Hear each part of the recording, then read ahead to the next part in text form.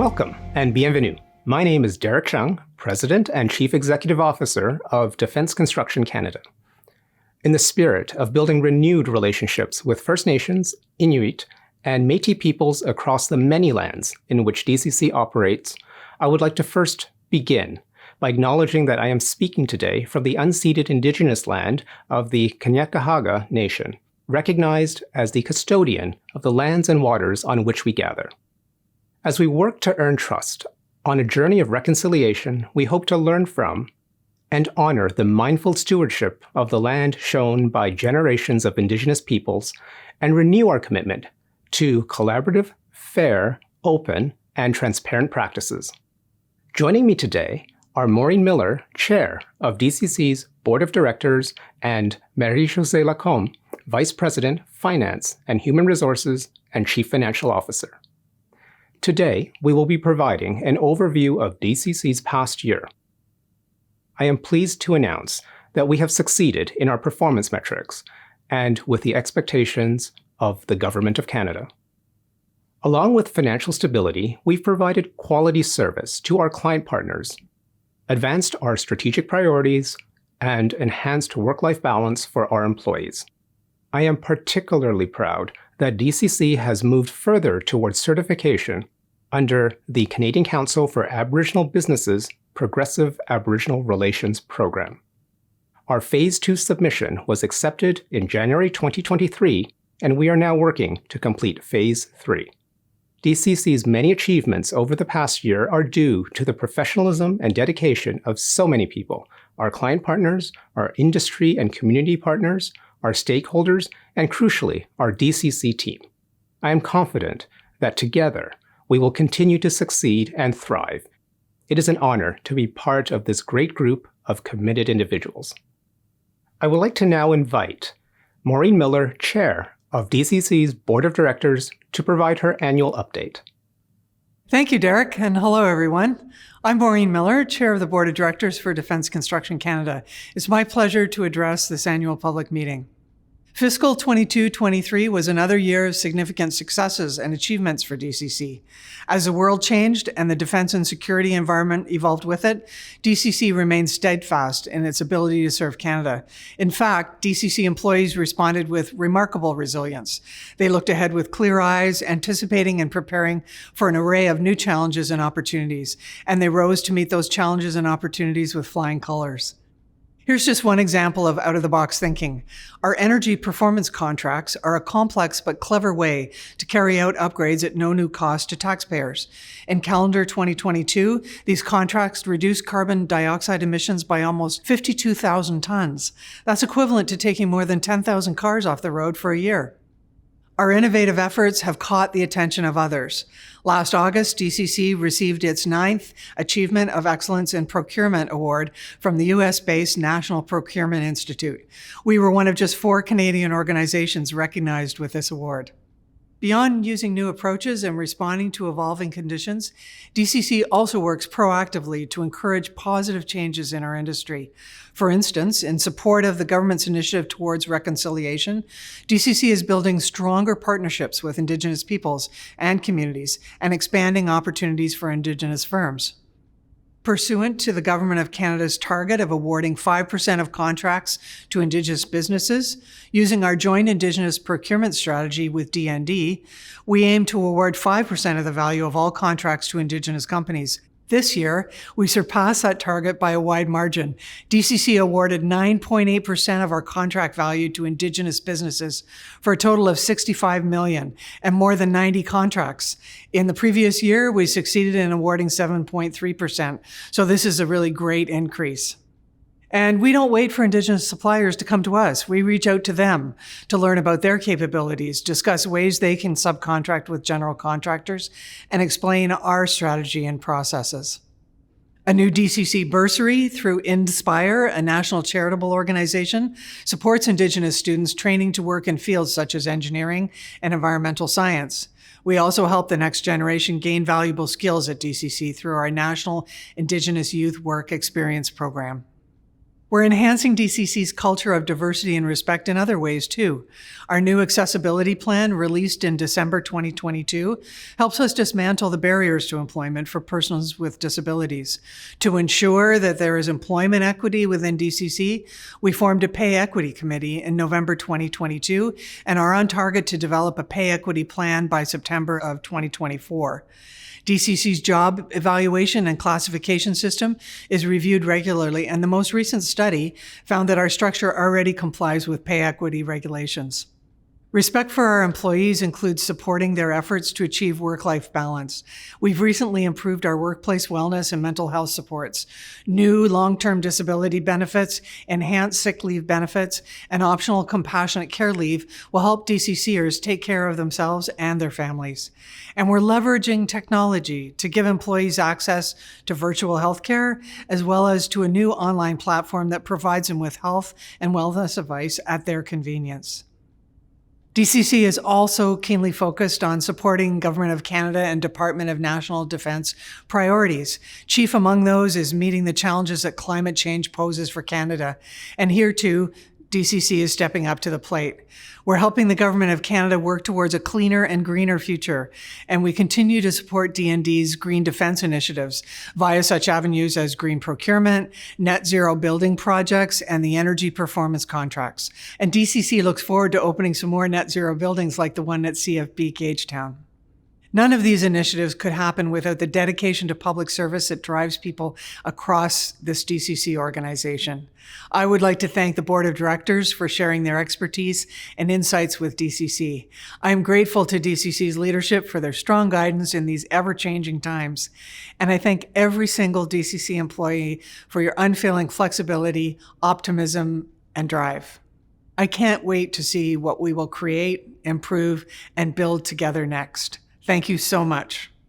Derek, back to you. Thank you, Maureen. DCCers have an amazing ability to adapt, thrive, and remain steadfast in the midst of rapid change. It is due to you that we have achieved remarkable business performance and provided superb service to our client partners. Let me note just a few of our many recent successes. In the last year, we established a new Pacific Region office separate from our Western Regional office. Not only will that help us support D&D real property operations in British Columbia more effectively, it will also give our Western Regional office in Edmonton more capacity to support projects across the prairies. Overseas, we were also active. In June 2022, I traveled to Camp Adage in Latvia. There, I was honored to attend the groundbreaking for a multi-million-dollar DCC project to improve roads and utilities, build a marshalling area, and construct new compounds. This critical infrastructure will support the Canadian Armed Forces members who are contributing to NATO's defense of Central and Eastern Europe. Here at home, DCC has been laying the groundwork for new infrastructure for the Future Fighter Capability Project.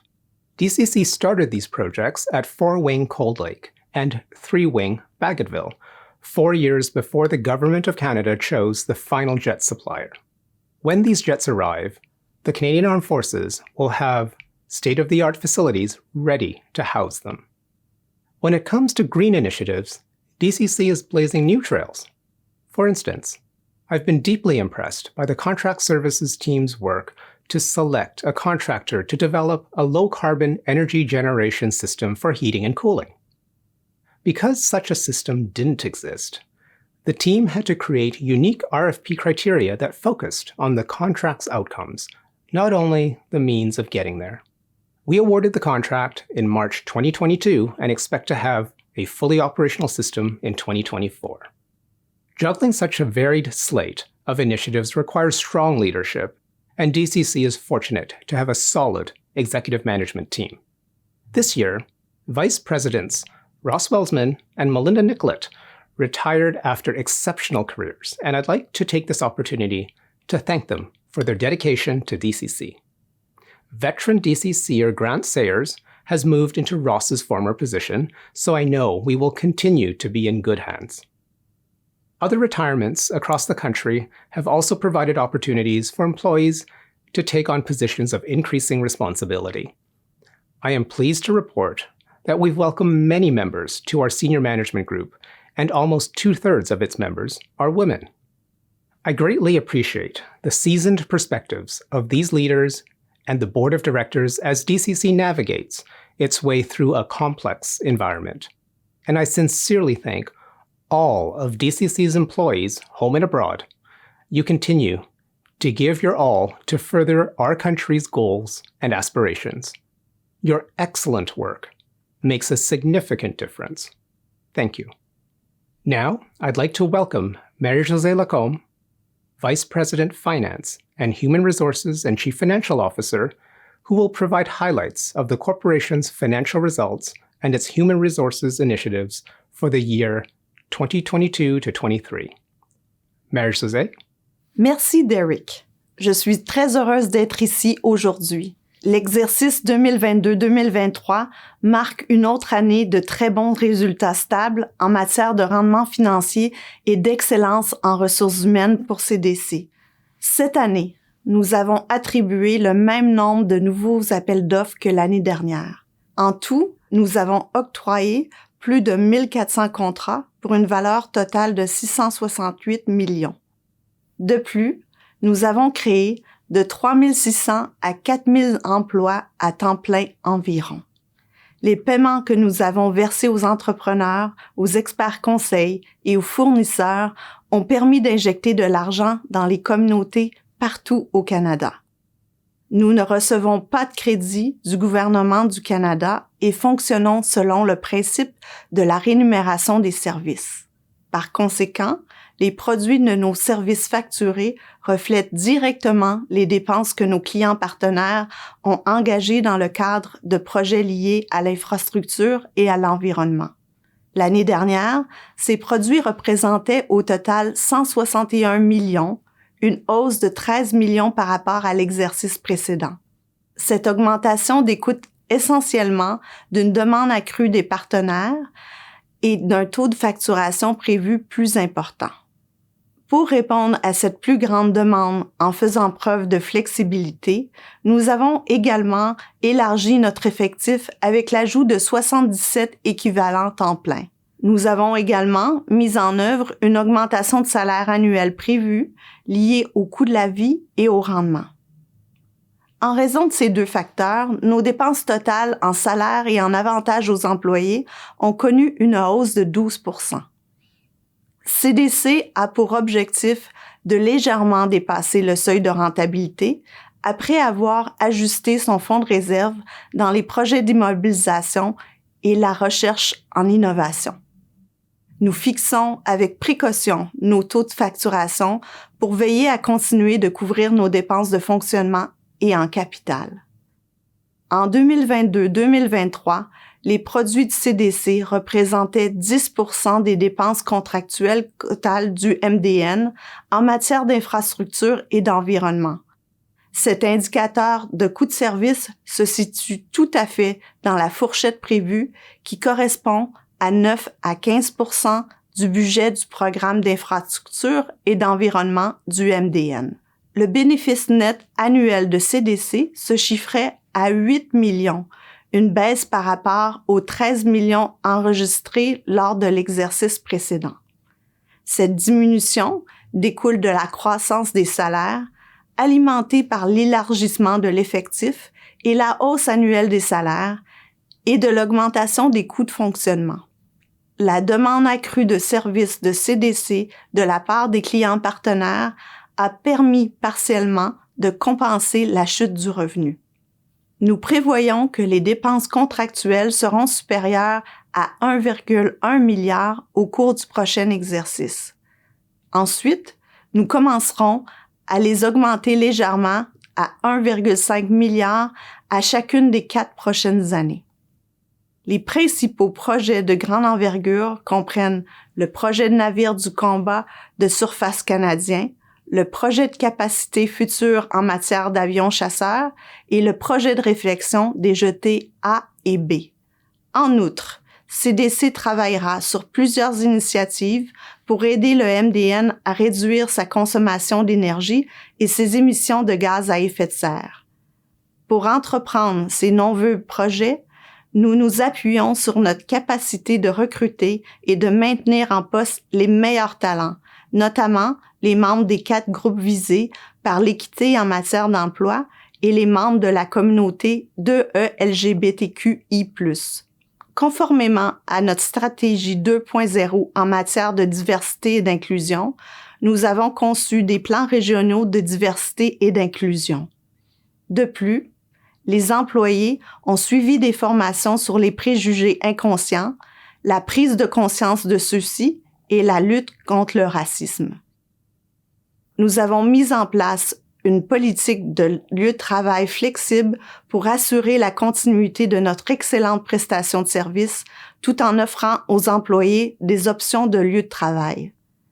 Les mesures de soutien améliorées en matière de bien-être et de santé mentale au travail, que Maureen a mentionné plus tôt, favorisent la santé mentale, la productivité et l'équilibre travail-vie personnelle.